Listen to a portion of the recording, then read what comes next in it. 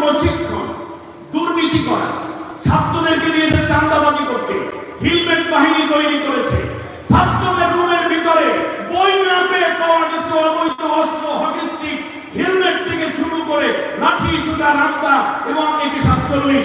সুতরাং এইরকম একটি অবস্থা যখন তৈরি করা হয়েছিল, আল্লাহ রাব্বুল আলামিন বললেন, শোনো, সে মূলত জাতিকে শিক্ষার নামে অশিক্ষা দিয়েছে। আমাদের ডক্টর হেলালুদ্দিন সাহেব একটু আগে যে বক্তব্যটা দিয়েছে, জাতি ধ্বংসের পরিকল্পনা নিয়েছিল, সেই ধ্বংসপ্রাপ্ত জাতিকে উদ্ধার করার জন্য আল্লাহ রাব্বুল আলামিন দিয়েছেন মুসা আলাইহিস সালামকে জ্ঞান। ফিরাউনকে ধ্বংস করতে আর আল্লাহ রাব্বুল আলামিন যখন বললেন, মুসা তুমি ফিরাউনের কাছে যাও, মুসা আলাইহিস সালাম বললেন, রব্বি জিদনি ইলমা, O my lord advance me in my knowledge, Allah তুমি আমাকে জ্ঞান দাও। তার কারণ মেধাবীরাই মূলত স্বৈর শাসকের বিরুদ্ধে লড়াই করে।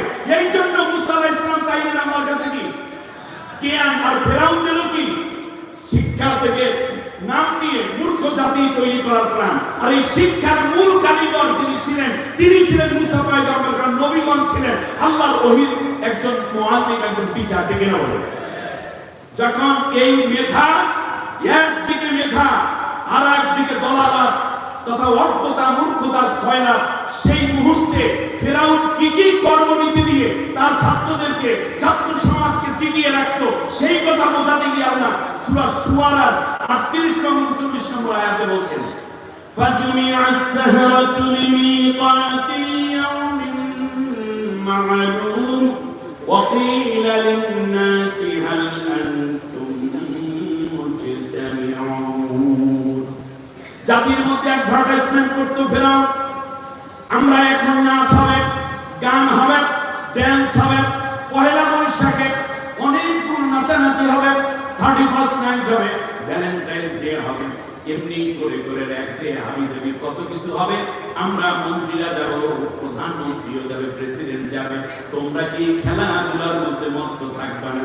শিক্ষা বাদ দিয়ে শরীর শরীরার গল্প, ট্রান্সজেন্ডারের গল্প, এইরকম আলু ভর্তা বানান, ডিম ভাজো আর ব্যাংকের মতো লাপের শিক্ষা ব্যবস্থা চালু করো, জাতিকে মূর্খ বানানো যাবে।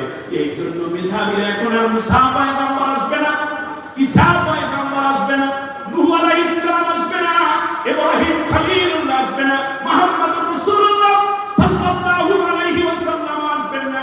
কিন্তু আল্লাহর নবীদের সিলসিলায় যারা এই নবীদেরকে বোঝেন, নবীদেরকে ধারণ করেন, তারা যখনই এইরকম তাগুতিক শক্তির সয়লাব দেখে, জ্ঞানীরা খুশি থাকতে পারে না।